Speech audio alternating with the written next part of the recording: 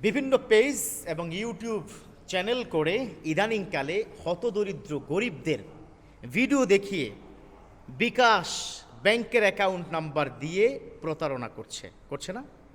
আপনি দেখবেন একটা ফেসবুক অ্যাকাউন্ট বা একটা ফেসবুক পেজ খুলতে কয় টাকা লাগে। এই যে আলহামদুলিল্লাহ আমার এখানে অনেক মিডিয়া ভাইয়েরা আসছেন, তারা কিন্তু ফেসবুক করছে। তবে তারা যেটা করছে এখানে কিন্তু এরকম কোনো অপশন নাই নিচে কি লিখে দেয় হুজুরের আলোচনা শুনতে বিকাশ করুন, এরকম না। তাহলে এই ধরনেরই আলহামদুলিল্লাহ ইসলামিক মিডিয়া ইসলামের জন্য কাজ করছে, তারা কিন্তু অনেক বড় সওয়াবের ভাগিদারি হবেন। কারণ বিশ্বনবী বলেছেন বাল্লিগু আন্নি ওয়ালাউ আয়া, তোমার কাছে যদি একটি আয়াত, তোমার কাছে যদি একটি ইসলামের মেসেজ থাকে তুমি ছড়িয়ে দাও, এবং এটার বিনিময়ে তারা জান্নাতের গ্যারান্টি পেয়ে যাবে। অতএব আমার যে প্রিয় বন্ধুরা মিডিয়া কর্মীরা যারা এখানে এসেছেন, আমার কাছ থেকে ইসলামের যে কথাগুলো তারা শুনেছেন, তারা যদি সেটা পৌঁছে দেয়, যতজন মানুষ দেখবে, মানুষ যদি পরিবর্তন হয়, মানুষ যদি আমল করে, ততজনের আমলের কারণে ওই আমলের সওয়াবগুলো আমার এই মিডিয়া কর্মীদের আমল নামে আল্লাহ পাক দান করবে। সুবহানাল্লাহ পড়ে খুশি হয়ে গেছেন না?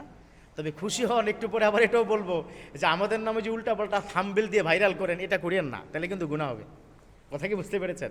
আচ্ছা আসুন, যেটা আমি বলতে চাচ্ছিলাম যে বিভিন্ন ইউটিউব অথবা ফেসবুক পেজ তৈরি করে অসহায় গরিব মানুষদেরকে দেখায়, আহা এই মানুষটার জন্য ঘর নাই, এটা কি ঘরের টাকা দেন।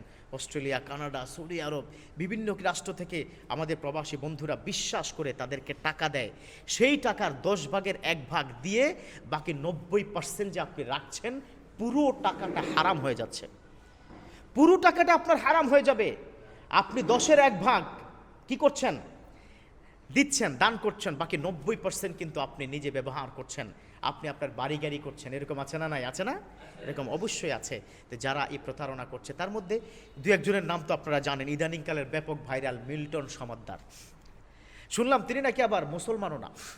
তো অথচ এই ব্যক্তিকে কে কত বড় বোকা আমরা, তাকে জাকাতের টাকা আমরা কি দিয়েছি, অথচ জাকাতের 8টি খাতের মধ্যে 1টি খাতের কাজও তো মিল্টন সমাদ্দার করে না। সেটা কোনটা করে? সে টাকা নেয়, আত্মসাৎ করে। এরকম কাহিনী আমি জানি না, আই এম নট শিওর, কারণ আমি নিজে যতক্ষণ পর্যন্ত চোখে না দেখব বিশ্বাস করব না। যেহেতু অধিকাংশ মিডিয়াগুলোতে সেরকম আসছে, তারা প্রমাণ করার চেষ্টা করেছে, সেজন্য তার একটা উদাহরণ আমি দিলাম। তো এরকম হাজারো মিল্টন সমাদ্দার বাংলাদেশে কিন্তু তৈরি হয়েছে, যারা বাইকিং সিস্টেম করে, তাই না? আপনারা কি দেখেন না যে বাইকার, অমুক বাইকার, তমুক বাইকার, এভাবে নামে নামে এ ধরনের যারা, তবে যারা ভালো করছেন, well done, I want to appreciate to you. You should do it again and again. You should serve the society, Almighty will give you the paradise. আপনি যদি সোসাইটির গরিব অসহায় দুস্থ মানুষের জন্য করেন, আপনি নিশ্চয়ই পাবেন। কিন্তু সেটা টাকা যদি 100 টাকা উঠে 90 টাকা দিয়ে দেন, 10 টাকা আপনি যে কষ্ট করেছেন, আপনার কি গাড়ির তেল, অথবা আপনি যে যেতেন কোথাও চাকরি বাকরি করতেন, সেটা আপনি করছেন না, আপনি করেন না, 10 টাকা না, আপনি 20 টাকাই নেন, 30 টাকাই প্রয়োজনে নেন, তো বাকি 70 টাকা ওই গরিব অসহায়ের হক। যাকে দেখিয়ে আপনি টাকাটাকে নিয়েছেন, তাকে যদি আপনি টাকা না দেন, কাল কিয়ামতের ময়দানে জাহান্নাম আপনার নিশ্চিত। কেন?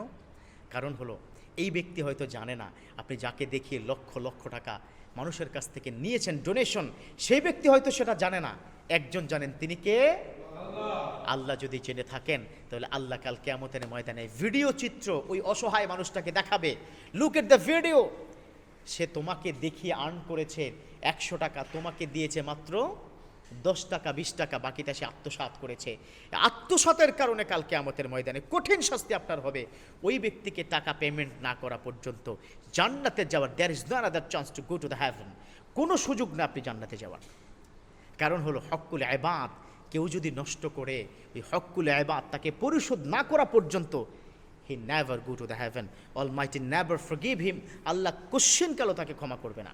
অতএব আমরা যারা ফেসবুক পেজ, ইউটিউব চ্যানেল দেখিয়ে দেখিয়ে মানুষকে বিভিন্ন উদ্বুদ্ধ করে বা মানুষের করুণ দৃশ্য দেখিয়ে টাকা হাতিয়ে নিচ্ছি, be careful and mind it.